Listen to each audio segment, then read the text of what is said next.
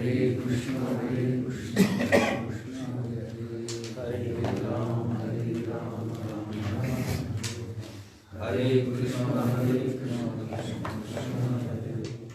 राम राम हरे हरे हरे कृष्ण कृष्ण कृष्ण हरे हरे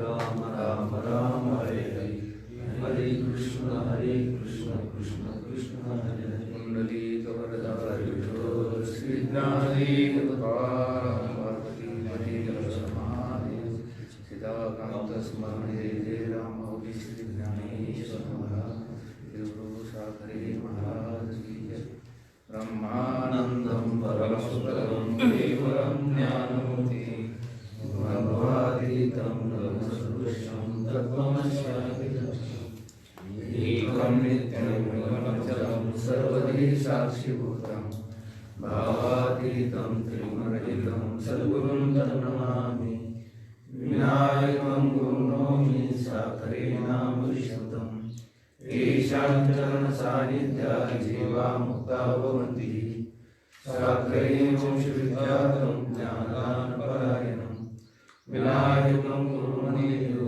वन्दे ज्ञानप्रतापविलसत्वचनामृतं च अद्वैतभावपडुतार्यस्य ज्ञानेश्वरस्तुतवानौतीर्णमेव श्रीरङ्गनाथं राजपुनस्तुत्यं श्रीरङ्गनाथं गुरुराजवर्यं मोक्षां ज्ञानदानैकदक्षं प्रभावतीक्षेत्रनिवासिनन्तं नमामि वेदान्तविदां वरिष्ठम्। प्रश्न 29. जड म्हणजे काय? काल आपण बघितलं चैतन्य म्हणजे काय आणि त्याच्या 3 प्रकारची लक्षणं काल आपण बघितली. पहिलं हे आहे की ते ज्ञानस्वरूप आहे. दुसरी गोष्ट अशी आहे की अखिल विश्वाला ते जाणतं. आणि तिसरी गोष्ट अशी आहे विश्वातील कुठलाच पदार्थ त्याला जाणू शकत नाही. ही चैतन्याची लक्षणं ध्यानात ठेवायची. मुळात काय स्वतः ते कसं आहे ज्ञान स्वरूप आहे. त्याचे ठिकाणी ज्ञान राहतं असं नाही बरं का. त्याचं स्वरूपच कसं आहे ज्ञान स्वरूप आहे. आणि विश्वातील कुठलाही पदार्थ असेल तर त्या पदार्थाला ते अंतःकरण वृत्तीच्या द्वारा जाणतं. आणि तिसरं लक्षण हे आहे त्याचं की विश्वातील कोणताच पदार्थ त्याला जाणू शकत नाही, कोणताच नाही. म्हणून तर त्या विचारसागरामध्ये सांगितलं की बुद्धी न जाणे. काय सांगितलं? बुद्धी न जाणे. तिथे बुद्धी काय करते की महाराज ती काय होते की मागं फिरते. विचार मागोता पावली निघे तर्को आयनी निघे अंगी दयाच्या. म्हणून चैतन्याचं लक्षण अगदी त्या ठिकाणी ठामपणे निश्चय करून लक्षात ठेवायचं की जे स्वतः ज्ञानस्वरूप आहे, विश्वातील सर्व पदार्थाला ते जाणतं आणि विश्वातील कोणताच पदार्थ त्याला जाणू शकत नाही. याला काय म्हणायचं? चैतन्य. असं चैतन्य 2 आहे का एक आहे? तर एकच आहे. आता पुढचा प्रश्न काय? जड म्हणजे काय? उत्तर अ. जे आपणास जाणत नाही व आ. दुसऱ्यासही जाणू शकत नाही असे जे अज्ञान व त्याचे कार्य भूत भौतिक पदार्थ ते जड होय. आता चैतन्याची व्याख्या आपण बघितली. आता कुठली व्याख्या बघायची, कुठला अर्थ बघायचा आपल्याला? जड. जड म्हणजे काय? जे स्वतःला कधी जाणू शकत नाही. स्वतःचं स्वतः मी कोण आहे याचंही त्याला ज्ञान नाही, दुसरा कोण आहे याचंही त्याला ज्ञान नाही. हे बघा, जे आपणास जाणत नाही, स्वतःला जाणत नाही, त्याला काय म्हणायचं? जड. आता जर तसं आपण चांगल्या प्रकारे जर चिंतन केलं तर आत्मस्वरूपाला किंबहुना ब्रह्मस्वरूपात सोडून सर्व जगामध्ये काय आहे की जड आहे. आपण परवाला बघितलं की आत्मस्वरूप हे मन, बुद्धी, इंद्रिय हे शरीर पंचविषय जगातील कुठलाही पदार्थ असेल तर त्याला काय करतं ते जाणतं. पण जगातला कोणताच पदार्थ त्याला जाणू शकत नाही. आता हे एवढं मोठं आता या ठिकाणी ह्या इंटरनेटच्या माध्यमातून किंबहुना अनेक प्रकारचे आता या ठिकाणी विज्ञानानं काय केलेली नेत्रदीपक प्रगती केलेली आहे. परंतु कितीही प्रगती केली तर कुठलं असं यंत्र आहे की स्वतःच त्या ठिकाणी जाणतं? हा, कोणतंच यंत्र असं नाही स्वतःला ते त्याचं स्वतः जाणतं. अगोदर कोणीतरी त्याला चेतन मनुष्य त्या ठिकाणी येऊन काहीतरी ऑपरेट करतो आणि नंतर ते काय होतं की कार्यान्वित होतं. म्हणून जड कशाला म्हणायचं की स्वतःला ते जाणत नाही. आता ग्रंथ आहे, ग्रंथ स्वतःला जाणतात का? नाही. आपला सदरा आहे, सदरा स्वतःला जाणतो का? नाही. शरीराला जर खरंच काही कळालं असतं तर गाढ झोपेमध्ये कळालं नसतं का? कळालं असतं. जाऊ द्या, आता हे आपण मैतीला जातो आणि मैतीला गेल्यानंतर त्या शरीराला कळालं असतं समजा, त्यानं तिथंच सांगितलं असतं काय बघ मला चांगल्या गावऱ्या लावा, चांगले लाकडं लावा, होय नाही महाराज? त्याला कळतं का काही? नाही. शरीराला कुठे काय कळतं? ते स्वतःलाही जाणत नाही आणि दुसऱ्यालाही जाणत नाही. तर लोक रडतात त्या शरीराच्या संबंधी. पण गाढ झोपेमध्ये शरीराला काही कळत नाही, ते शरीर दुसऱ्यालाही जाणत नाही. बरं, जर या शरीराचा विचार केला तर हे जे शरीर चाललं हे प्राणावरती चालले. कशावरती चालले? प्राणावरती चालले. कारण प्राण असेल तरच हे शरीर चालते. हा प्राण जड आहे का चेतन आहे? जड आहे. म्हणजे रात्री जर चोर आली तर प्राण हा जागृत असतो. प्राण हा बलवता म्हणून जागे. ज्ञानेश्वर माऊलीने त्या प्राणाला बलुतेदार म्हटलेलं आहे. आणि बलुतेदार हा कसा आहे की त्या ठिकाणी रात्रभर काय करतो की पहारा करतो. मग प्राण हा रात्रीला जागा असतो. मग चोर आलेले त्याला कळतात का? नाही. एखादा सर्प आला त्या माणसाच्या अंगावरती चढला ते त्याला कळतं का? नाही. म्हणजे प्राण सुद्धा कसा आहे? जड आहे. मनही सुद्धा कसं आहे? जडच आहे. म्हणजे जो पदार्थ स्वतः मी कोण आहे हेही जाणत नाही आणि दुसरा कोण आहे हेही जाणत नाही त्याला काय म्हणायचं? जड. माईक जड का चेतन? जड आहे. मग असे सर्व जड पदार्थ आहे जे आपण जाणत नाही व दुसऱ्यासही जाणू शकत नाही. ते दुसऱ्यालाही जाणू शकत नाही. बघा, चैतन्याच्या एकदम विरुद्ध हे लक्षण आहे. चैतन्य काय की जे स्वतः ज्ञानस्वरूप आहे, संपूर्ण विश्वातील पदार्थ असते काय होतं? जाणतं. आणि जगातला कोणताच पदार्थ त्याला जाणू शकत नाही. त्याला काय म्हणायचं? चैतन्य. आता जडाची व्याख्या काय केली की जे स्वतः मी कोण आहे हे जाणू शकत नाही, दुसरा कोण आहे यालाही तो जाणू शकत नाही. आणि मग असं जे असेल त्याला काय म्हणायचं? जड. पुढे काय लिहिलं त्यांनी? हा, प्राण जीव. हा, हे प्राण जीव एकच नाही नाही नाही नाही. याच्यासाठीच आपण ते तत्वम पदार्थ शोधन केलं. तत्वम पदार्थ शोधन जे आहे ना, किंवा तत्वमसी महावाक्याचं जे आपण विश्लेषण किंवा नकाशा काढून दिला त्याच्यामध्ये तुम्ही ईश्वर कोण आहे, जीव कोण आहे हे पक्क लक्षात ठेवा. बोलून दादा, जीवाची व्याख्या काय केली आपण? जीव जीव जीव चैतन्य कशाला म्हटलं त्या दिवशी? कुटस्थ चैतन्य आणि बुद्धी त्याच्यामध्ये पडलेला आवाज, तिन्ही मिळून काय झालं? तो जीव झाला. आता मला तुम्हाला हे विचारायचं की बुद्धी जड आहे का चेतन आहे? जड आहे. मग बुद्धीच जर जड आहे तर जीव कशात चेतन आलं? फक्त जीवाला त्या ठिकाणी चेतनत्व कशामुळे म्हणतात लोक की तो जो जीव आहे तो चैतन्याचा काय आहे की आवाज आहे. आवाज कोणाचा आहे? तो चैतन्याचा आहे. आता हे आमदार खासदार यांच्या मुलाला काही डोके नसतात, परंतु ते आले की आले भैयासाहेब म्हणतात. तसं आहे ना. हा आवाज कोणाचा आहे? चैतन्याचा. आवाज कोणाचा आहे? तो चैतन्य मोठ्याचा आहे तो आवाज चैतन्याचा असल्यामुळे त्याला काही त्या ठिकाणी महाराज हो ना, हो कार्यकर्ते मेलेत त्या पक्षाचं काम करून, त्यांना तिकीट नाही, त्यांचं काही वजन नाही आणि यांच्या मुलाला शेंबडं पुसता येत नाही तरी सुद्धा हे मोठी होतात. तसं हा जो आभास आहे हा कोणाचा आहे? चैतन्याचा आहे.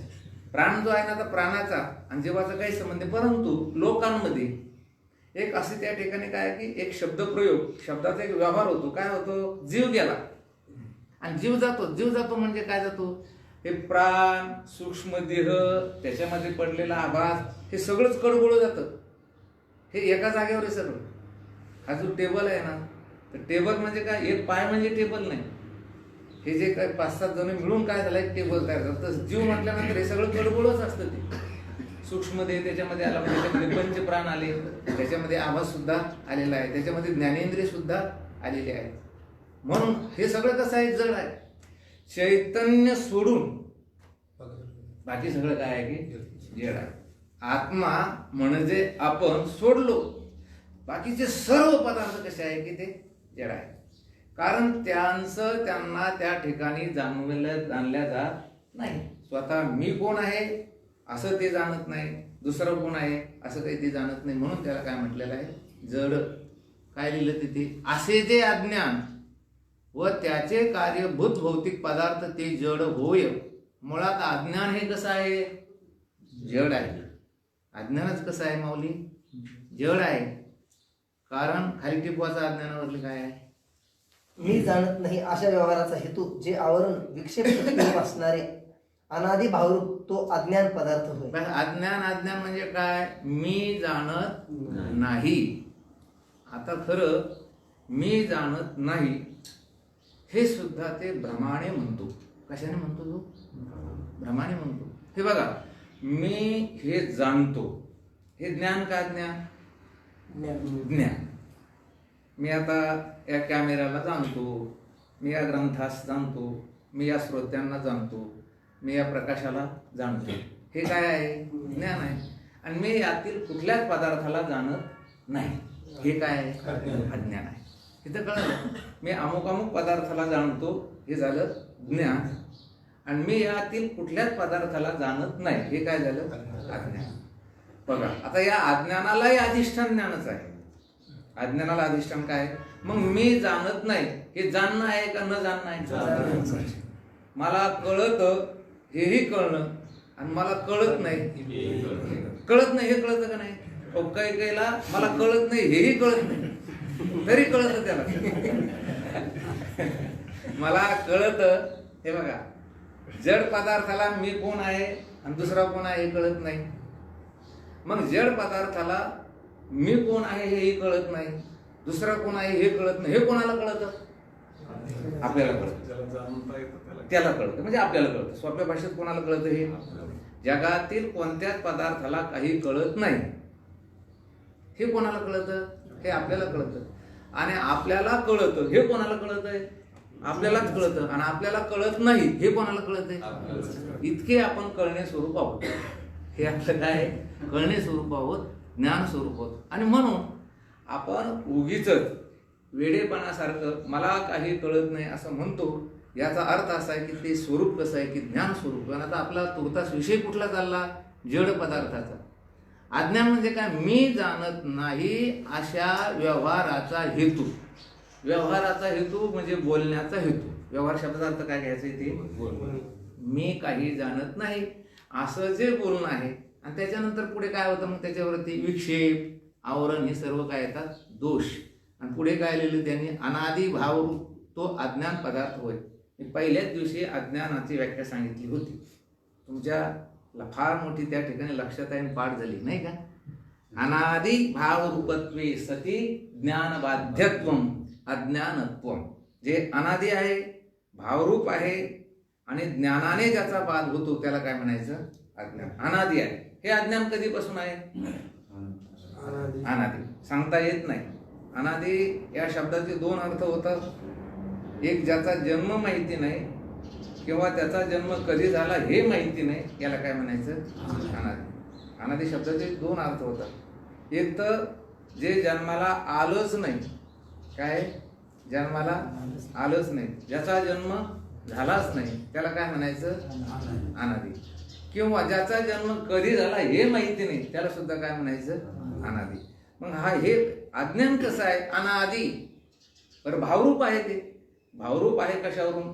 त्याचं कार्य जगामध्ये दिसून राहिलं ना. अभावापासून कुठल्याही प्रकारचं कार्य होत नाही.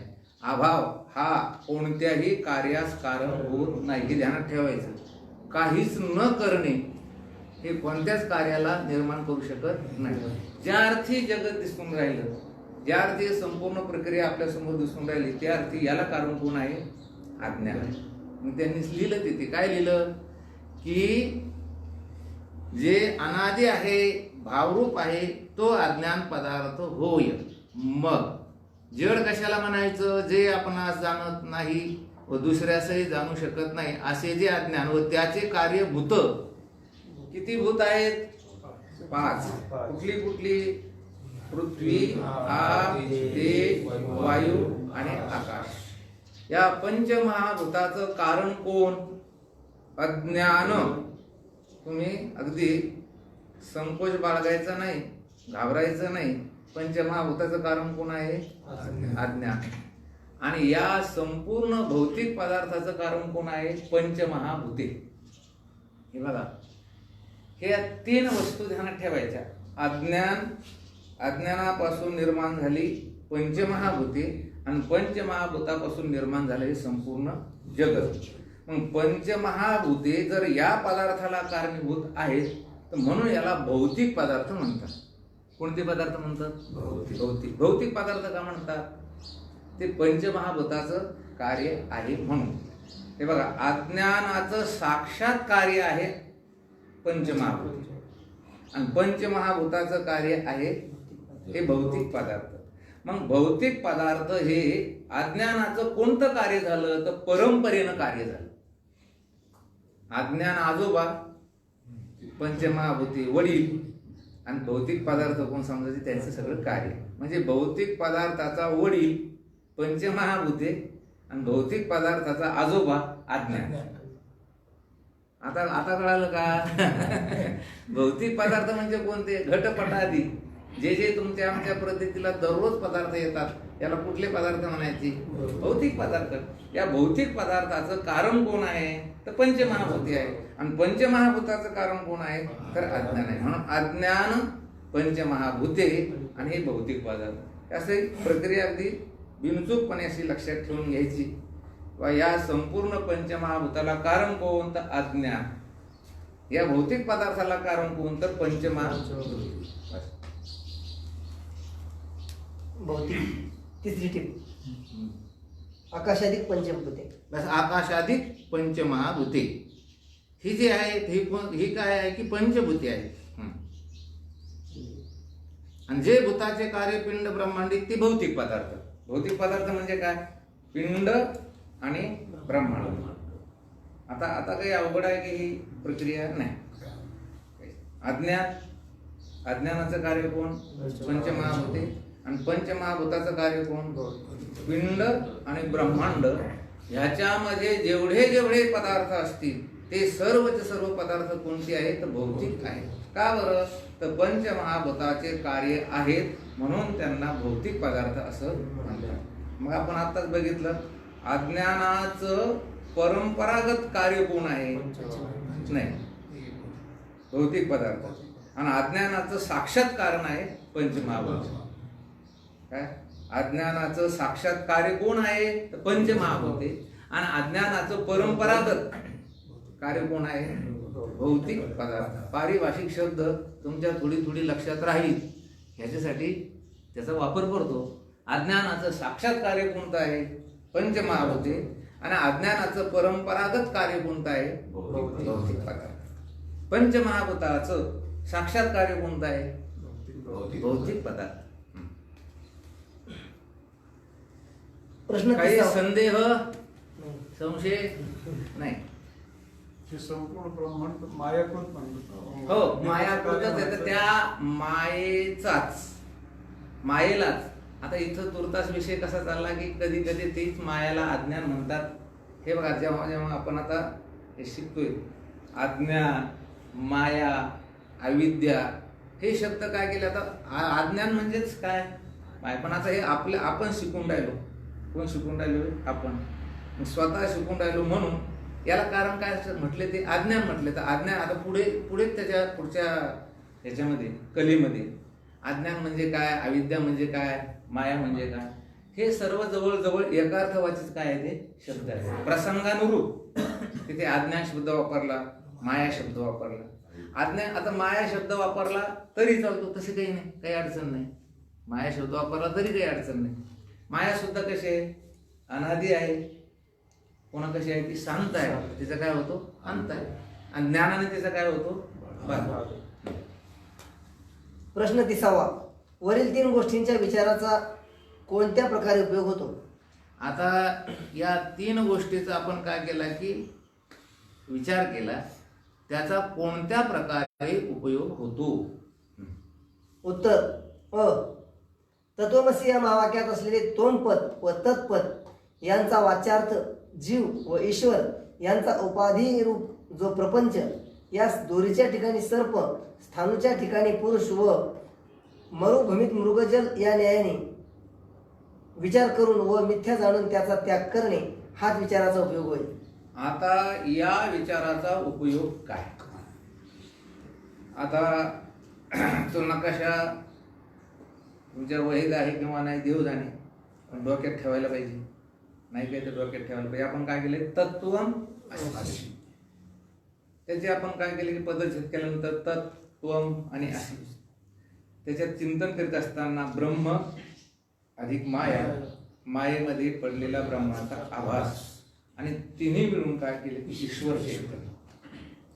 तत्पदाचा वाच्यार्थ कोण आहे? ईश्वर. ईश्वर. तत्पदार्थ वाच्यार्थ कोण आहे? ईश्वर. आता खाली आपण दोन पदाचं चिंतन केले, कुटस्थ चैतन्य अधिक बुद्धी किंवा विष्टी आज्ञा, त्यामध्ये पडलेला कुटस्थ चैतन्याचा आवाज, तिन्ही मिळून काय झालं? जीव. आता दोन पदाचा वाच्यार्थ कोण आहे तर जीव, म्हणजे तत्पदाचा वाच्यार्थ ईश्वर, तत्पद वाच्य ईश्वर. काय वाच्य किंवा वाच्यार्थ हा शब्द आपण तिथे लिहिलाच होता. मग तत्पद वाच्य कोण आहे? ईश्वर. तत्पद वाच्यार्थ कोण आहे? ईश्वर. आता थोडं खाली चला, तोंपद वाच्य कोण आहे? जीव. तोंपद वाच्यार्थ कोण आहे? जीवच. बर, तोंपद लक्ष कोण आहे? कुटस्थ चैतन्य. तोंपद लक्षार्थ कोण आहे? कुटस्थ चैतन्य. तत्पद लक्ष कोण आहे? ब्रह्म. तत्पद लक्षार्थ कोण आहे? ब्रह्म. बर, त्याच्यामध्ये वाच्यांश कोणता आहे तर माया आणि आभास, हा काय झाला? वाच्यांश. आणि केवळ ब्रह्म काय झालं? लक्षांश. आता खाली जर आपण बघितलं तर बुद्धी आणि त्याच्यामध्ये पडलेला आभास हा झाला वाच्यांश, आणि कुटस्थ चैतन्य काय झालं? लक्षांश. आता इथे काय चिंतन केलं त्याने? तत्वमसी या महावाक्यात असलेले त्वमपद व तत्पद यांचा वाच्यार्थ जीव ईश्वर यांचा उपाधिरूप जो प्रपंच यास.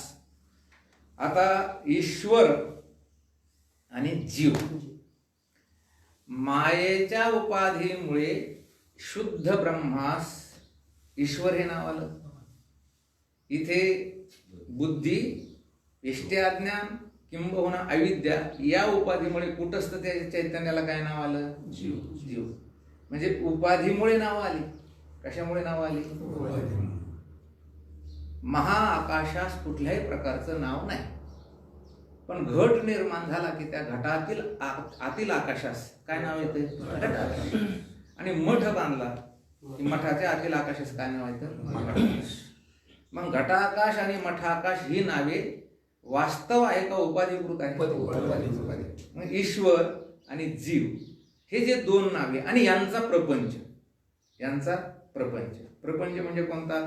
ईश्वराचा प्रपंच किती मोठा आहे? आता फार मोठा प्रपंच आहे. ईश्वराचा प्रपंच म्हणजे खूप मोठा आहे. संपूर्ण पिंड ब्रह्मांड हा सर्व ईश्वराचा काय आहे? प्रपंच आहे. जीवाचाही प्रपंच आणि ईश्वराचाही तो काय की प्रपंच आहे. मग हा उपाधिकृत आहे का वास्तव आहे? उपाधिकृत आहे. आणि हा उपाधिकृत प्रपंच कसा आहे तर रज्जूवर भासलेल्या सर्पासारखा, शुक्तीवर भासलेल्या रजतासारखा, स्थानूवर भासलेल्या पुरुषासारखा आणि मरुभूमीवर भासलेल्या मृगजलासारखा. हे 4 दृष्टांत दिले त्यांनी. 3च दिली ते, पण हे 4 दृष्टांत तुम्ही समजायचे. कसं समजायचे? रज्जूवर सर्प कसा भासला तर अनिर्वचनीय. स्थानूवर पुरुष कसा भासला? अनिर्वचनीय. अनिर्वचनीय म्हणजे काय? जे सत नाही, जे असत नाही आणि जे सतासतही नाही. पदार्थ किती प्रकारचे समजायचे? 3 प्रकारचे.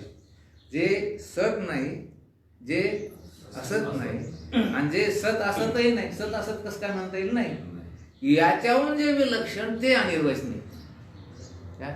आपला नेहमीचा शब्दप्रयोग काय आहे? सताहून विलक्षण. विलक्षण म्हणजे त्या ठिकाणी वेगळं. विलक्षण याचा अर्थ आहे की वेगळं. मग सर्प सत का असत का सतासत? सत नाही, असत नाही, सत नाही. सताहून विलक्षण अनिर्वचनीय मिथ्या, आणि त्यालाच म्हणायचं बाध योग्य. याचा काय करता येतो? बाध करता येतो. शुक्तीवर जे रजत भासलं ते कसं आहे?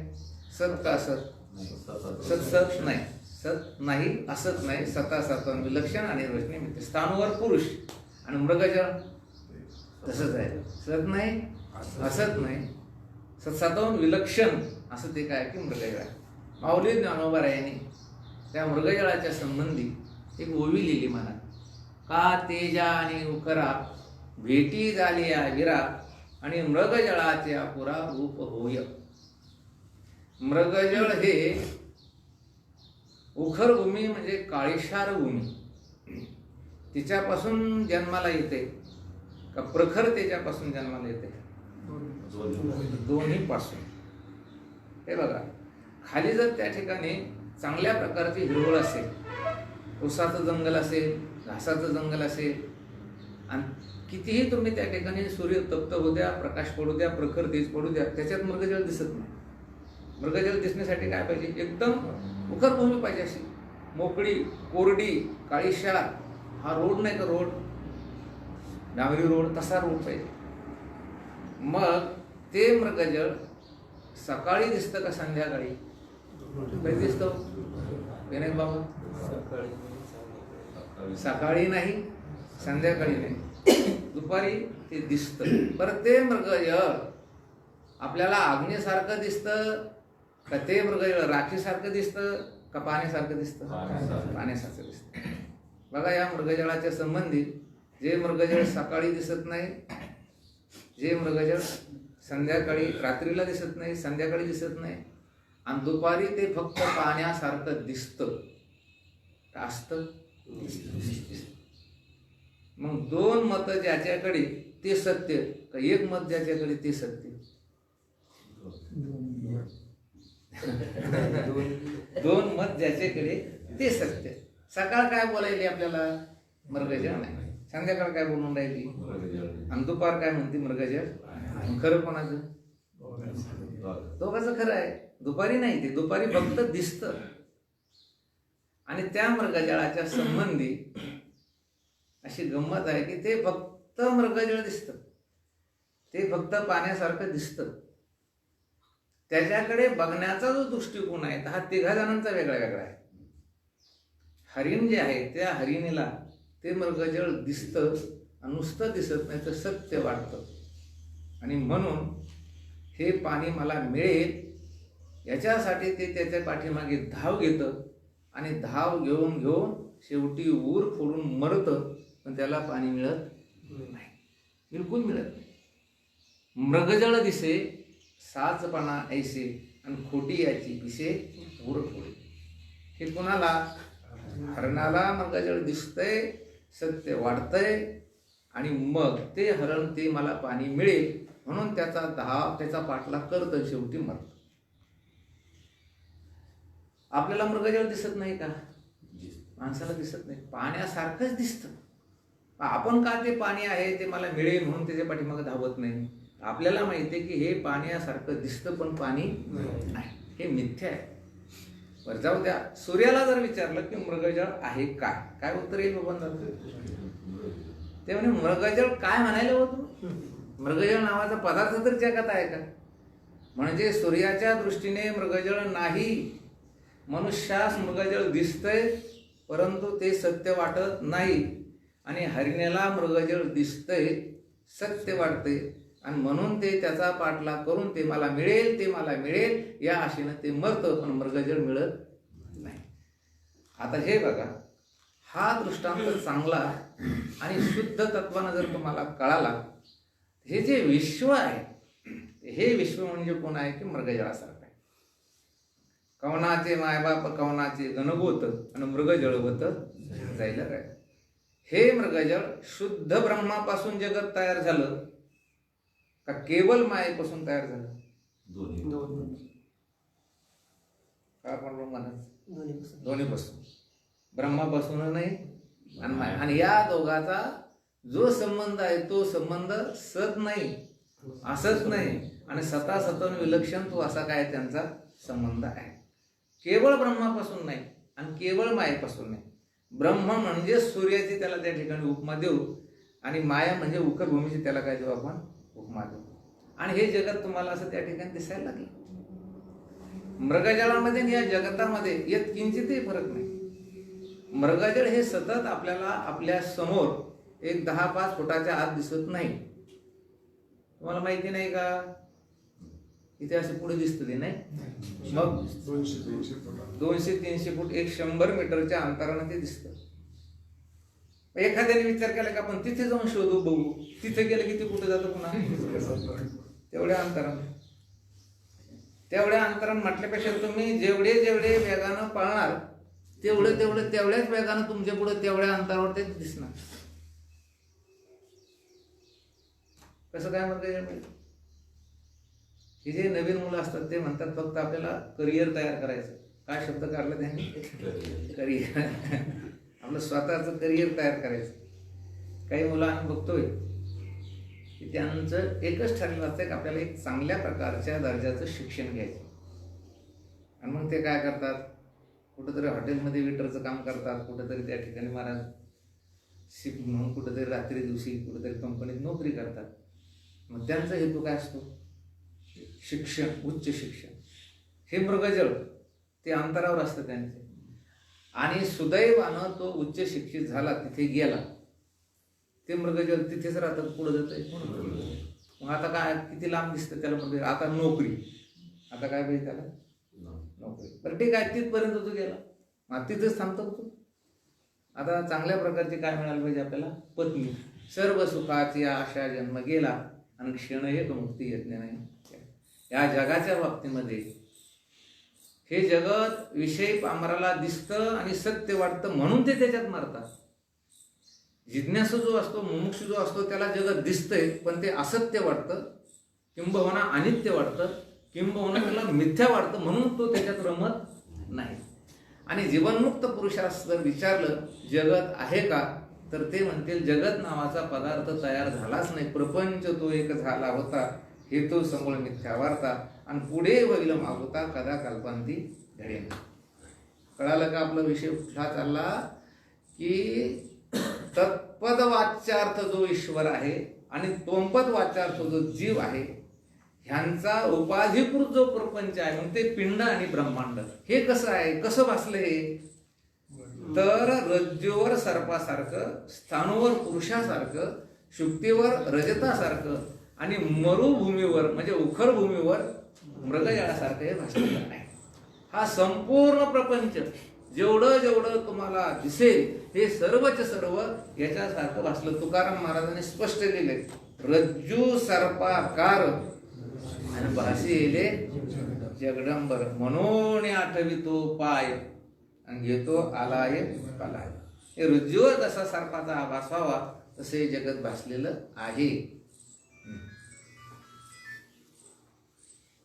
हा, आता काय चाललं आपलं की या न्यायाने आता हा विचार आपल्याला करायचा. कुठला विचार करायचा हे तुम्हाला शिकावंच लागेल, हे तुम्हाला मान्य करावंच लागेल. काय की रज्जूवर सर्पासारखं, स्थानूवर पुरुषासारखं, एवढंच नाही उखर भूमीवर त्या ठिकाणी मृगजळासारखं हे जगत भासलेलंच आहे. हे जगत तुमच्यावर भासलं. कोणावर भासलंय? तुमच्यावर भासलंय. ब्रह्मावर भासल्याचा अर्थ कोणावर भासलंय? तुमच्यावर भासलं महाराज. ब्रह्म तुम्ही दोन काही एक. मग ब्रह्मावर का भासलं किंवा तुमच्यावर का भासलं? रज्जूवर सर्प का भासला? हे अवघड आहे की. रज्जूचं रज्जू रूपानं ज्ञान झालं नाही म्हणून कोणत्या रूपानं ज्ञान झालं? सर्प रूपानं. आपण सर्वजण शेतकरी आहात. तुम्ही समजा चांगली पाठीमागे एक 20 हॉर्स काय की तुमचा तो मोटर पंप आहे पाण्याचा, किती 20ची मोटर आहे. पाईपलाईन काही फार दूर नाही आहे, पाईपलाईन फक्त 1000 फूट आहे. आणि तिला ज्या ज्या ठिकाणी तुम्ही पाणी काढायचे त्या ठिकाणी जे असं बाजूला बेंड काढून ठेवलेले आहे पाणी बाहेर येण्याची, जी काही तुम्ही ज्या ठिकाणी 2-3 ठिकाणं ठेवलेली ती सगळी ठिकाणं बंद करायची, मोटर सुरू करायची. काय होईल? पाईपलाईन फुटल ना. का फुटल? ते कुठून तरी बाहेर निघणारच आहे. तसं तुम्हाला तुमचं मी रूपानं ज्ञान कळालं नाही, ब्रह्म रूपानं ते मला ज्ञान झालं नाही, किंवा आत्म्याचं आत्मरूपानं ज्ञान झालं नाही, मग कोणत्या तरी रूपानं ज्ञान होणारच आहे की नाही? मग कोणत्या रूपानं झालं ते? जसं रज्जूचं रज्जू रूपानं ज्ञान झालं नाही तर कोणत्या रूपानं झालं ते तुम्हाला सर्व रूपानं त्याची प्रतिकारी. तसं ब्रह्माचं ब्रह्मस्वरूपाच्या रूपानं तुम्हाला ज्ञान झालं नाही, ते कोणत्या रूपानं दिसून राहिलं तुम्हाला? जगत रूपानं. मग सर्पाच्या निवृत्तीसाठी कोणता उपाय आहे? फक्त रज्जूचं यथार्थ ज्ञान. तद्वतच त्याने लिहिलं की इथे या न्यायाने विचार करून व मिथ्या जाणून त्याचा त्याग करणे हाच विचाराचा उपयोग. हा विचाराचा काय आहे की उपयोग आहे का? हा दिसणारा याच्यावत प्रपंच हे संपूर्ण काय आहे की महाराज जड आहे. अज्ञान पदार्थ कार्य सगळं कसं काय आहे? जड आहे. जसं माया जड आहे, अविद्या सुद्धा काय आहे की जड आहे. हे बघा, नाम रूप हे सगळे कसे आहे? जड आहे. हे अज्ञानकृत पदार्थ आहे. आता जगात जेवढी नावे आहेत ती सगळी कशी आहे? जड. जेवढी रूप आहेत ही सगळी कशी आहे? जड आहे. का? तर याला कारण कोण आहे? तर अज्ञान. आणि अज्ञान मुळात हे कसं आहे की जड आहे. हे बघा, त्या जडाची व्याख्या, परत एक व्याख्या सांगतो तुम्हाला. ज्याच्यामध्ये ब्रह्मचैतन्याचा एक मात्र प्रकाश असतो त्याला जड म्हणायचं. त्याला काय म्हणायचं? जड. एक मात्र प्रकाश असतो त्याला काय म्हणायचं? जड. ब्रह्मचैतन्याचा ज्यामध्ये एकच प्रकाश असतो त्याला म्हणायचं जड. हे त्या जडाचे काय झाले की महाराज सामान्य व्याख्या. आणि ज्याच्यामध्ये 2 प्रकाश असतात त्याला आम्ही काय म्हणतो की चैतन्य. एक प्रकाश असेल त्याला जड म्हणतात. त्याला त्या ठिकाणी आपण काय म्हणतो? स्थावर म्हणतो. त्याला काय म्हणतो आपण? आचर म्हणतो. आचर म्हणजे काय? जे हलत नाही, चालत नाही. आता हे कसं तुम्हाला सांगतो. जगातील कोणताही पदार्थ घेतला तर तो पदार्थ आपल्याला दिसतो का नाही? भासतो का नाही? भासतो. तो भासतो याचा अर्थ तो आहे म्हणून भासतो का नाही म्हणून भासतो? आहे. मग प्रत्येक पदार्थामध्ये पदार्थ आहे का ब्रह्मस्वरूपाची आस्ती आहे? जसं सर्प आहे का रज्जू आहे? रज्जू आहे. मग पदार्थ आहे का ब्रह्म आहे? ब्रह्म आहे. म्हणून जगामध्ये कोणताही पदार्थ घेतला तर त्याच्यामध्ये त्या ब्रह्मचैतन्याचा एक मात्र काय असतो की प्रकाश. त्याला काय म्हणायचं? जड. आता हे बघा, सूर्योदय झाला तर आपल्या घरातील आतल्या भिंतीवर सुद्धा प्रकाश असतो. असतो का नाही? प्रकाश असतो ना. एक पहिला प्रकाश तो असतो. पण त्याच्यात फारसं काही आपलं कार्य होत नाही. फारसं काही त्याच्यामध्ये काय की दिसत नाही. दिसतं कधी? जेव्हा कधी आपण बाहेर आरसा घ्यायचा, त्या आरशाचा कवडसा त्या अंधारात पाडायचा, त्यावेळेस आपल्याला काय होतं की दिसतं. म्हणून जडाची चैतन्याची व्याख्या करताना अशी व्याख्या केली तरी चालेल, ज्याच्यात एकमात्र प्रकाश असतो त्याला काय म्हणायचं? जड. आणि ज्याच्यामध्ये 2 प्रकाश असतात त्याला तुम्ही काय म्हणायचं? चैतन्य. एक तर मूळ चैतन्य तर आहेच, पण भगवान दादाने विचारला तो प्रश्न काय की जीव. तर त्याच्यात 2 प्रकाश आहे. किती प्रकाश आहे त्याच्यामध्ये? 2 प्रकाश आहे. ती मोठ्याचा प्रकाश आहे ना. हे बघा, आता इथे एक अत्यंत महत्वाची सूचना तुम्हाला देतो की मायेमध्ये ब्रह्माचा आभास पडतो. त्याचं नाव काय आहे? ईश्वर. आणि बुद्धीमध्ये किंवा वेष्टी अज्ञानामध्ये कुटस्थ चैतन्याचा आभास पडतो. त्याचं नाव काय आहे की जीव. पण आभास, प्रतिबिंब हे शब्द वापरले तुमच्या पटकन बुद्धीमध्ये असं येईल की आपण आरसा घेतला तर आरशामध्ये आपलं काय पडतं? प्रतिबिंब. पाण्यात आपण जर बघितलं तर पाण्यामध्ये काय पडतं? आपलं प्रतिबिंब. तसंच प्रतिबिंब, तसाच आभास ब्रह्माचा मायेमध्ये पडतो का? आत्मचैतन्याचा कुटस्थ चैतन्याचा बुद्धीमध्ये पडतो काय तर नाही. तो कसा पडतो विचारसागरामध्ये याचं सुंदर चिंतन आलेलं आहे. आपण कंदील बघतो, कंदील आता कंदील सुद्धा काय झाले की टाइमपास झाले, पण कंदील घ्या. आता कंदिलावरली जर आपण काच काढली आणि ती आतली जर ज्योत लावली, त्या ज्योतीचा सामान्य प्रकाश आहे. कोणता प्रकाश आहे? सामान्य प्रकाश. संपूर्ण घरामध्ये असतो का नाही? असतो. म्हणजे कुठला प्रकाश झाला? सामान्य. आणि त्याच कंदिलावर जर आपण काच ठेवली, त्या ज्योतीवरती काय ठेवली? काच ठेवली, तर आता बाहेर पहिल्यासारखाच प्रकाश असतो का विशेष प्रकाश असतो? जास्त प्रकाश असतो. ज्योत, त्याच्यानंतर कंदिलाची काच आणि त्याच्यानंतर बाहेर प्रकाश. आता हे बघा, मूळ जी ज्योत आहे त्या ज्योतीचा सामान्य प्रकाश आहे. मग तो सामान्य प्रकाश विशेष कशामुळे झाला? काचेमुळे झाला. म्हणजे त्या ज्योतीच्या प्रकाशाचं काचेमध्ये प्रतिबिंब पडलं. काय पडलं? आभास पडला. काय पडला त्याच्यात? आभास. आता ह्यातील कोणतीही गोष्ट काढली तर तो विशेष प्रकाश राहणार नाही. काच काढली तरी राहणार नाही. एवढंच नव्हे तर तुम्ही ज्योत काढली तरी राहणार नाही, ज्योत बंद केली तरी राहणार नाही प्रकाश बाहेर. म्हणून ज्योत, वरची काच आणि बाहेर पडलेला प्रकाश.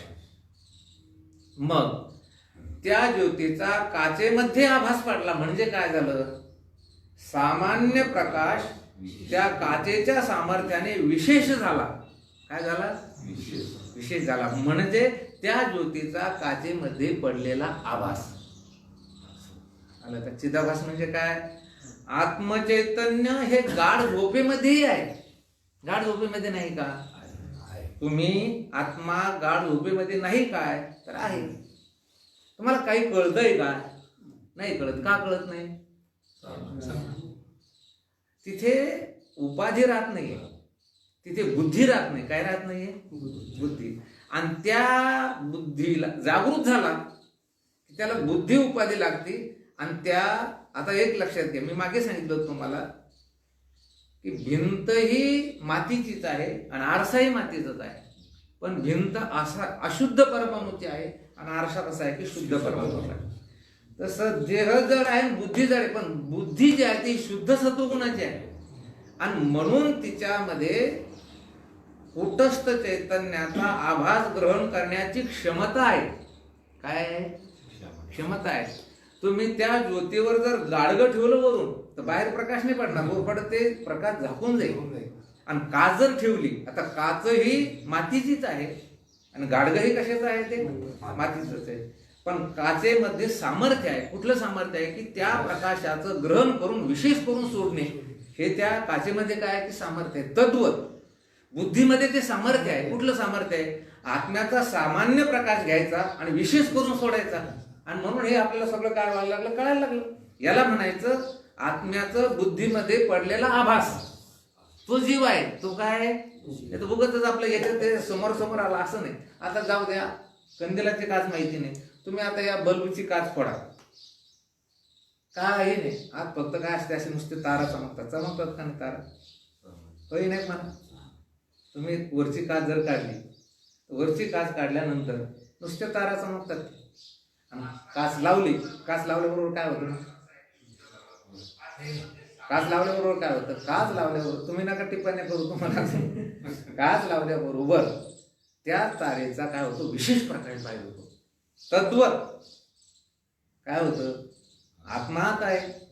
आता बुद्धी तिथे लागली की एकदम ती बुद्धीमध्ये त्या चैतन्याचं सामान्य चैतन्य विशेष होतं. सामान्य ज्ञान काय होतं? ते विशेष होतं. आणि मग घटपटाधिक पदार्थाला ते जाणतं. आता समजा अंधार पडलेला आहे आणि अंधारामध्ये आपण घरामध्ये काय असते? कपाट असते. किंवा आपण आता फोटो लावले. वडील धार्मिक होते, वडिलांना ज्ञानोबा राहायचा, तुकोबा राहायचा, पांडुरंगाचा फोटो लावला.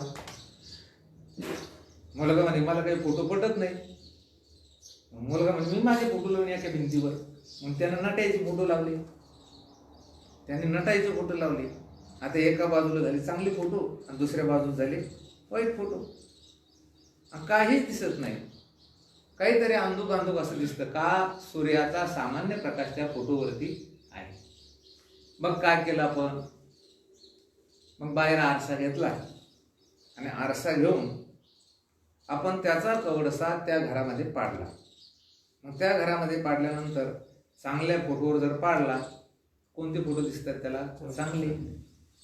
आणि त्याच म्हाताऱ्याने जर समजा त्याला नको ते असलेले असे फोटो त्याच्यावर जर पाडला तर ते वाईट फोटो त्याला दिसतात. मग अगोदर जे दिसत नव्हतं का, सूर्याचा फक्त कोणता प्रकाश होता तिथे? सामान्य. आणि नंतर जे दिसायलं तर सूर्याचा कोणता प्रकाश झाला तिथे? विशेष. का? आरशामुळे सामान्य प्रकाशाला विशेषत्व आलं आणि त्याच्यामुळे त्या संपूर्ण चांगल्या वाईट पदार्थाचं काय झालं? दर्शन झालं. तुम्ही उठले रे उठले की तुम्हाला चांगल्याच पदार्थाचं दर्शन होतं का वाईट पदार्थाचं होतं? चांगल्याही वाईटही. कशामुळे होऊन राहिले? बुद्धी उपाधी लागली म्हणून. आणि त्या बुद्धीमध्ये चैतन्याचा जो आभास पडतो त्याला तिन्ही म्हणून काय म्हणायचं? जीव. कळालं बघून जाते? पुन्हा काही राहिलं का? नाही. आणि हे ध्यानात राहिलं म्हणजे बरं का, आभास पडतो. बऱ्याच लोकांच्या डोक्यात असं म्हणजे आपण झोपेला समजतो तोपर्यंत सामान्य नाही, बुद्धी आहेच ना. आणि कारण ती बुद्धी अज्ञानामध्ये लीन झाली आहे. आणि उठल्यानंतर ती विशेष. आता त्याच्यात बरंच आपल्याला शिकावं लागेल, तेवढं नाही. कारण जागं झाल्यानंतर अंतकरण वृत्तीद्वारा या पदार्थाला आपण जाणतो. आणि गाढ झोपेमध्ये अंतकरण वृत्ती जरी नसेल तर अविद्या वृत्ती असते. कोणती वृत्ती असते तिथे? वृत्ती असतेच, पण कोणती असते ती? अविद्या वृत्ती. ती फार थोडी जाणते. ती काय जाणते? फक्त मला काही कळत नव्हतं एवढीच ती जाणते. पण तुर्तास आपला विषय आता हा चालला. म्हणून आता मला तुम्हाला हे विचारायचं की त्या आरशाने चांगल्या वाईट पदार्थाचं आपल्याला प्रकाशातील पदार्थाचं ज्ञान करून दिलं का अंधारातील पदार्थाचं ज्ञान करून दिलं? अंधारातील पदार्थाचं, की जे पदार्थ अंधारामध्ये होते त्याचं ज्ञान करून दिलं. प्रकाश कुणाचा आहे? तो सूर्याचा. सूर्याच्या प्रकाशानं पहिल्यांदा ज्ञान झालं का? नाही. मग आरशाचं माध्यम धरलं आणि त्या आरशाचा कावडसा पाडला तेव्हा अंधारातील पदार्थ, प्रकाशातील पदार्थाचं ज्ञान झालं नाही. तसं बुद्धी जी जाणते ती अज्ञानकृत पदार्थाला जाणते का आत्म्याला जाणते?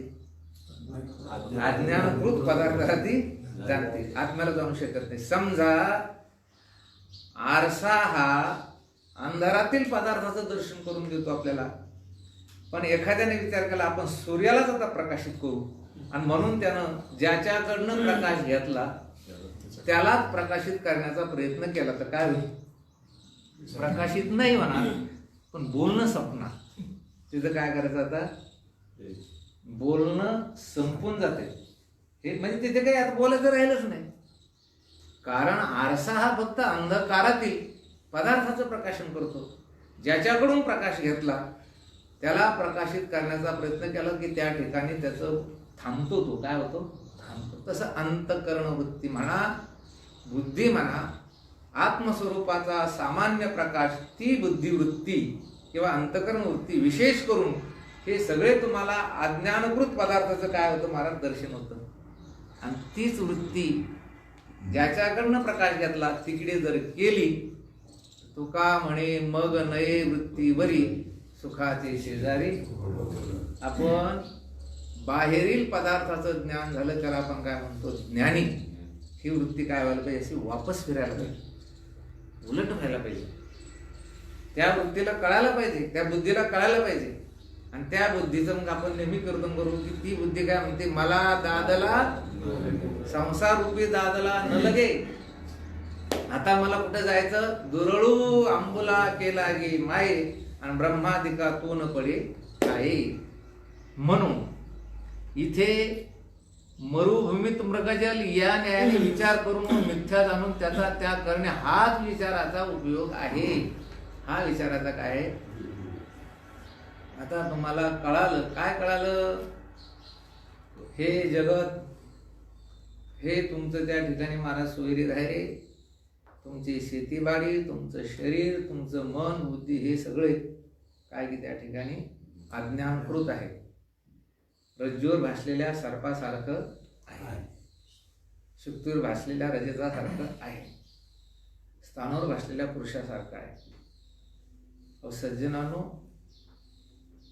माणसाला जगाचं अनित्यत्व कळालं तरी माणसं त्याच्यात रमत नाही, आणि मिथ्यात्व कळाल्यावर रमतील का? आणि उगीच म्हणायचं बाबा कळून संसार करायचा. बाबा तुम्ही काय आहे, त्या ठिकाणी महाराज जनक राजाचे पुत्र झाले. अरे सेकंद दादा, जनक राजाचे पुत्र झाले आपण. त्यांनी तिथे लिहिलं त्याग करायचा. काय करायचा? त्याग. हे बघा, पदार्थाचं सत्यत्व कळतं ते विषय पामराला. पदार्थाचं अनित्यत्व कळालं की मनुष्याला पदार्थाचा त्याग करावासा वाटतो. काय करावासा वाटतो? त्याग. आणि मिथ्यात्व कळल्यावर त्याग करणार नाही माणूस. मिथ्यात्व कळल्यावर त्याग करणार नाही. अहो, अनित्यत्व म्हणजे नश्वरत्व. काय अनित्यत्व म्हणजे काय? त्याचं नश्वरत्व कळालं पाहिजे. हे नाशवान आहे. हे काय आहे? अनित्यत्व कळणं म्हणजे काय? जसं कालचं शरीर आज नाही, कालची पत्नी आज नाही, कालचा पैसा आज नाही, म्हणजे हे काय झाले? आता आपण याचे अनेक प्रमाण आहे. आयुष्य जात आहे पहा, काळ जपत असे. आपण इथे पाठाला बसलो तेव्हाचं जे शरीर होतं ते आता नाही, आणि आता जे दुसऱ्या क्षणाला नाही. म्हणजे काय आहे? शरीराचं आणि या संपूर्ण जगाचं काय आहे की अनित्यत्व कळालं. एका तासा माझी कोटी वेळा सृष्टी. हे जगाचं काय कळायला पाहिजे अगोदर आपल्याला? अनित्यत्व. पण अनित्यत्वापेक्षाही मिथ्यात्व श्रेष्ठ आहे. म्हणजे तो पदार्थ नाहीच. काय? तो पदार्थ एक तर पदार्थ नाशवंत आहे हे कळणं वेगळं, आणि तो पदार्थ नाहीच, रज्जू सर्पासारखा आहे हे कळणं वेगळं. त्याच्यापेक्षा कसं आहे की ते श्रेष्ठ आहे. मग अनित्यत्व कळाल्यानंतर जर लोक त्याच्यात रमत नाही, मिथ्यात्व कळल्यावर राहतील का? म्हणजे त्याचा काय करायला पाहिजे? त्यांनी सांगितलं की त्याग करणे हाच विचाराचा उपयोग आहे. म्हणजे पुढे तुम्हाला वैराग्यातील त्या ठिकाणी उत्पन्न झाल्यानंतर त्याचा त्याग करणे हा या विचाराचा उपयोग आहे. म्हणून सोप्या भाषेमध्ये मी चैतन्य आहे, ब्रह्म चैतन्य आहे, आणि बाकीचे सर्व पदार्थ हे कसे आहे की जड आहे. चैतन्य म्हणजे काय की जे ज्ञानस्वरूप आहे, जे संपूर्ण विश्वाला जाणतं, आणि विश्वातील कुठलाच पदार्थ त्याला त्या ठिकाणी जाणू शकत नाही. त्याचं नाव काय की चैतन्य. जड म्हणजे काय की जे पदार्थ स्वतःचे स्वतःला जाणू शकत नाही, दुसऱ्यालाही जाणू शकत नाही, त्याला काय म्हणायचं? जड. जड शब्दाची पुन्हा व्याख्या सांगतो की ज्याच्यामध्ये एकमात्र प्रकाश असतो त्याला काय म्हणायचं? जड. आणि ज्याच्यामध्ये द्विध प्रकाश असतो त्याला काय म्हणायचं? हे बघा, त्या चिदाभासावर म्हणजे त्या बुद्धीवर पहिला एक प्रकाश आहे, दुसरा एक विशेष काय आहे की प्रकाश आहे. त्याला चेतन म्हटलं तरी चालतात. म्हणूनच जीवाला आपण काय म्हणतो? याच्यातलं चैतन्य निघून गेलं. का म्हणून राहिलो? त्याच्यामध्ये काय आहे की विविध प्रकाश आहे, दोन प्रकारचा प्रकाश आहे. टीप वाचायची त्या जीवची ईश्वराची ते झालं.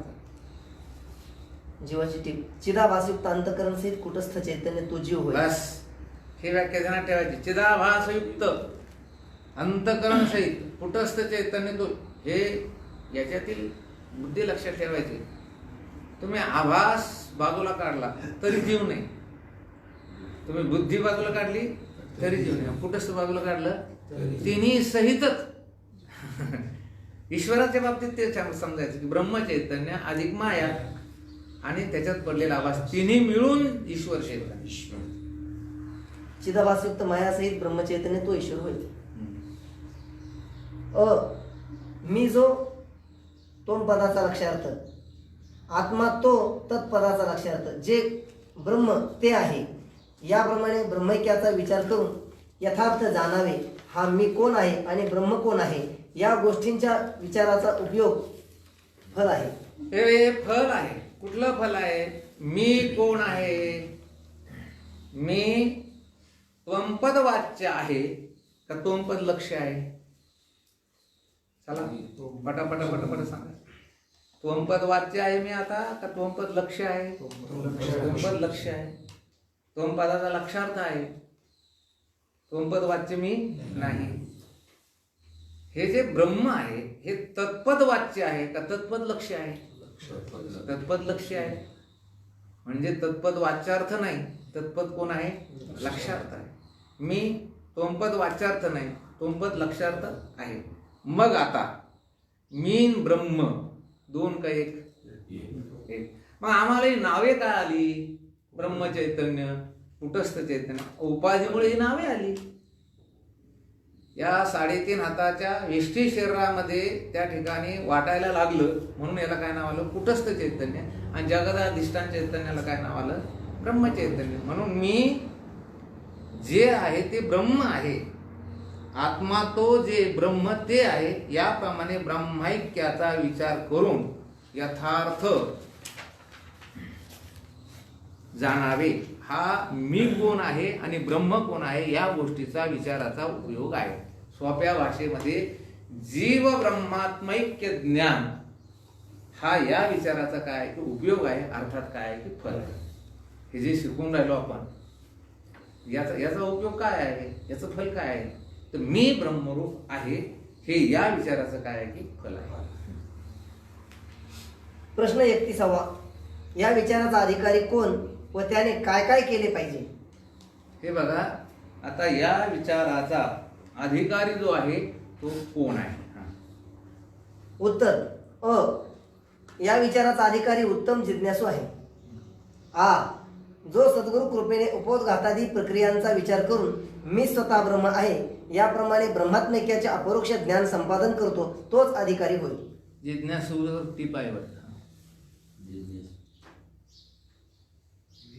विवेक, वैराग्य, समाधी, षटक, मुमुक्षुत्व या साधन चतुष्टय सहित असणारा ब्रह्मविद गुरु व वेदांत शास्त्र यावर विश्वास ठेवणारा आणि कुतर्क न करणारा ब्रह्मज्ञानाविषयी ज्याला तीव्र इच्छा आहे अशा अधिकाऱ्याला जिज्ञासू म्हणतात. क्रमांक 1 काय दिलं त्यांनी? विवेक, वैराग्य, समाधी, षटक, मुमुक्षुत्व या साधन चतुष्टय सहित असणारा, म्हणजे साधन चतुष्टय संपन्न असणारा. क्रमांक 1. क्रमांक 2 को काय? ब्रह्मविद गुरु व वेदांत शास्त्र यावर दृढ विश्वास ठेवणारा. पहिला कोण असायला पाहिजे? तो साधन चतुष्टय संपन्न. दुसरं काय लक्षण आहे त्याचं? श्रीगुरु आणि वेदांत शास्त्रावर नितांत विश्वास ठेवणारा. तिसरं काय लक्षण आहे? कुतर्क न करणारा. हे अत्यंत महत्वाचं आहे, कारण सतर्क असायला पाहिजे, कुतर्क असायला नाही पाहिजे. नाही तर कागस्य प्रतिवादंतः, कावळ्याला दात किती आहे? आता आपला हा जर पाठ चालला, काही लोक खरंच विचारते मला की धोंड्याच्या महिन्यामध्ये जास्त पुण्य कशानं होतं? विचार चंद्र चालला नाही, धोंड्याच्या महिन्याचा आमचा काही संबंध नाही. हे पाप पुण्याचेच होण्याचे काय सगळ्या गोष्टी सुरू आहे ते. पण कसा पाहिजे? काही तर हे तर ठीक आहे, हे तर ठीक आहे. काही एकदम कुतर्क करतात. मी काल सांगितलं तुम्हाला, आंधळा येऊ शकत नाही गावामध्ये. हा काय झाला? कुतर्क. कशाने आला? हा काय झाला? सतर्क. आता आणि चौथं काय सांगितलं त्यांनी? ब्रह्मज्ञानाविषयी ज्याला तीव्र इच्छा आहे अशा अधिकाऱ्याला जिज्ञासू असं म्हणतात. जिज्ञासू शब्दाची व्याख्या थोडक्यात आपलं सांगू आणि आपला समारोप करू.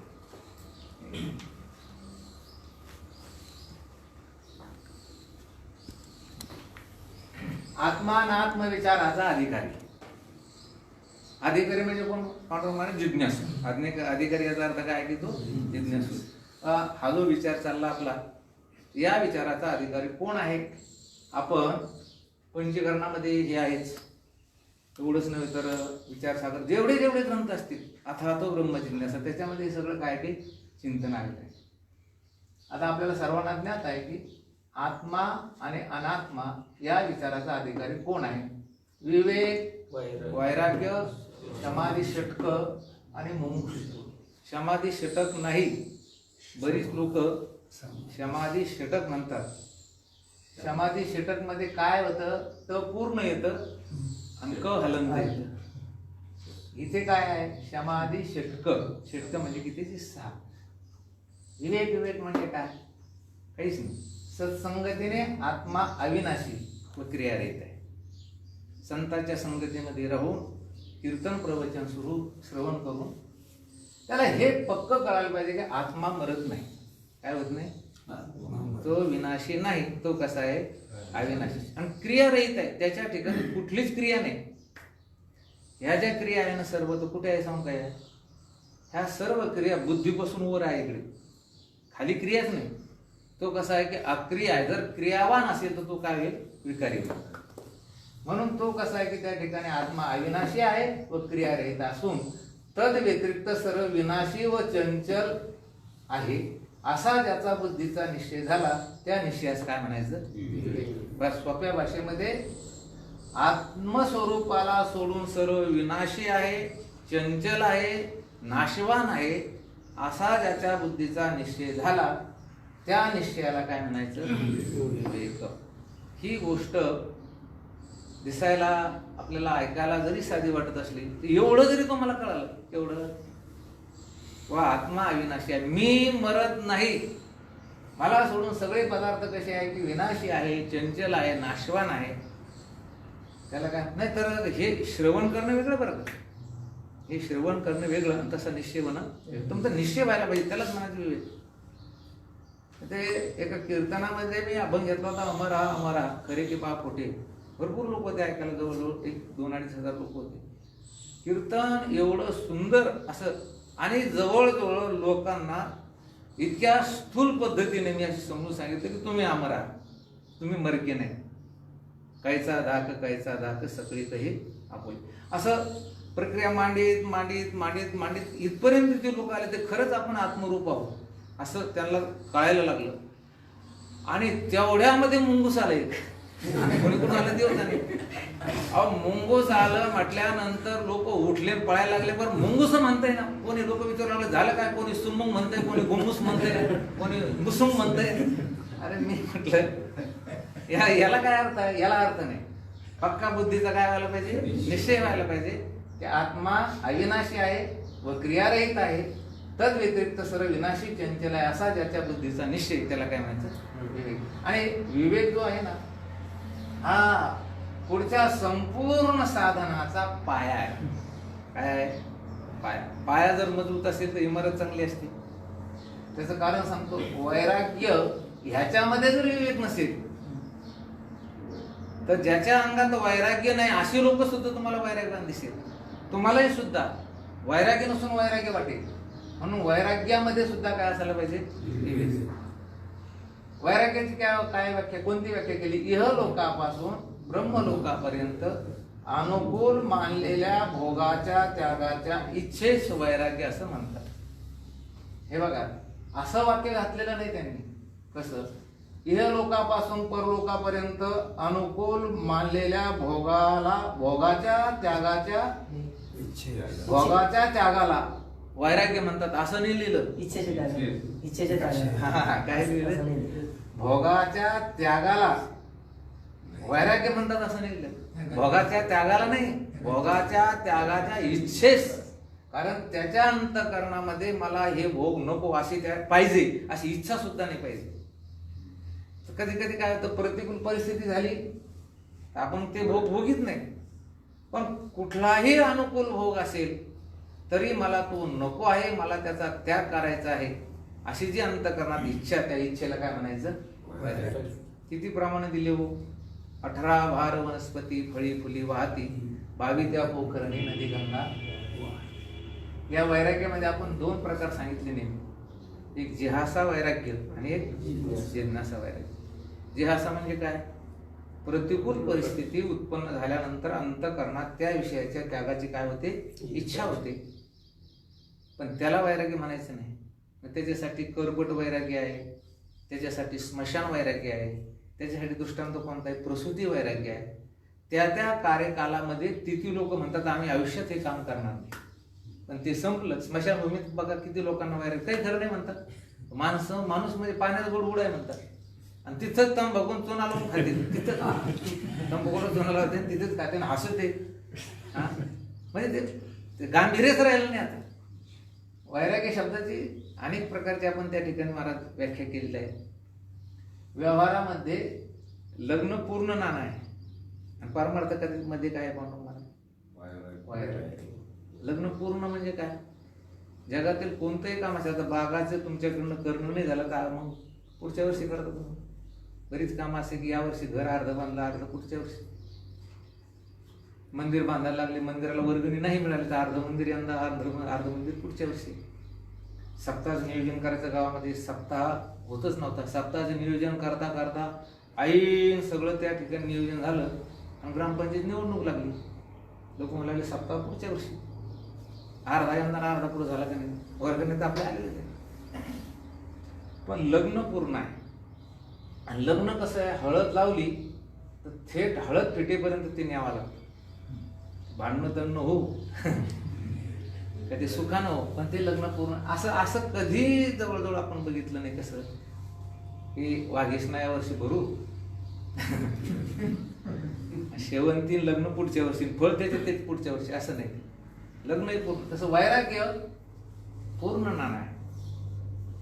आता बऱ्याच लोकांचं असं म्हणणं आहे, आम्हाला महाराज त्या काळात लय वैराग्य झालं होतं, पण काय करावं ते राहिलं.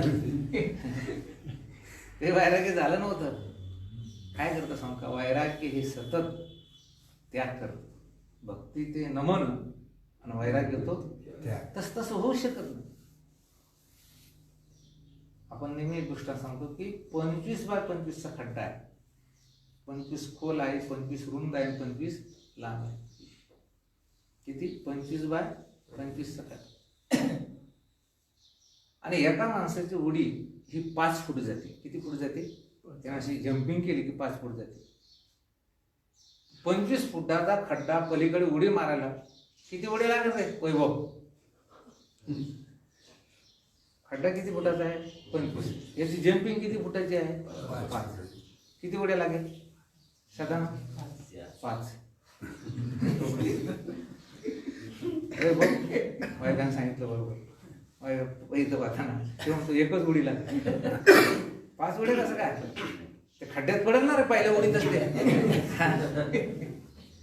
तिथे 5 नाही, 3 नाही, 2 नाही, एकच उडी लागेल. का? तिथे त्या ठिकाणी गणित वगैरे काही चलत नाही. तिथे फक्त 1 आणि 1. तसं वैराग्य म्हणजे त्याचं पर्यावसान त्यागात झालं तरच त्याचं नाव वैराग्य.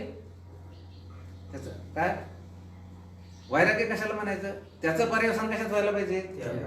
बघा, भक्ती तिला म्हणायचं जी भक्ती त्या भक्ती करणाऱ्याला भक्ताला नम्रतेकडे नेते. कुठे नेते ती?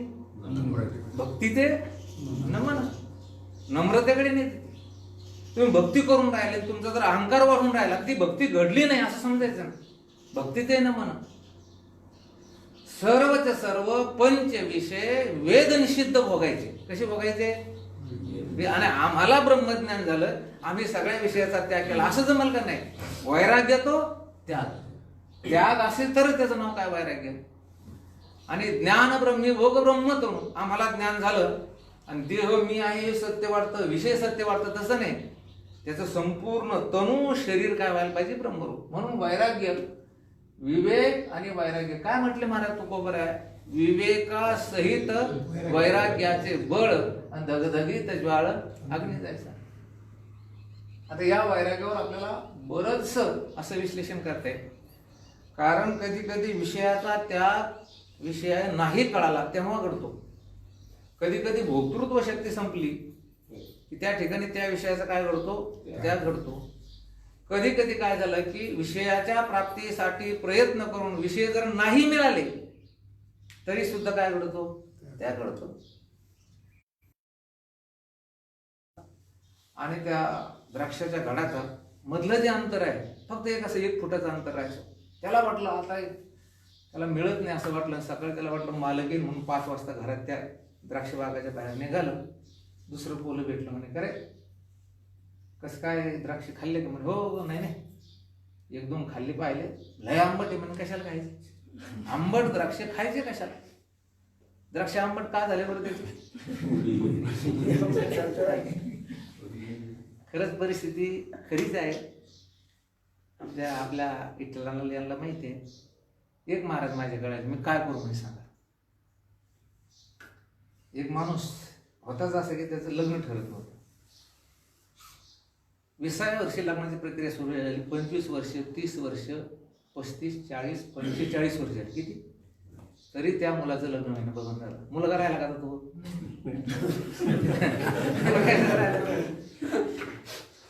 शेवटी मग तो म्हणे आता काय करू माझ्याकडे. आता मी म्हटलं एक काम करा, कुठेतरी आता असं एखादं भुयार खोदा आणि चिंतन करा.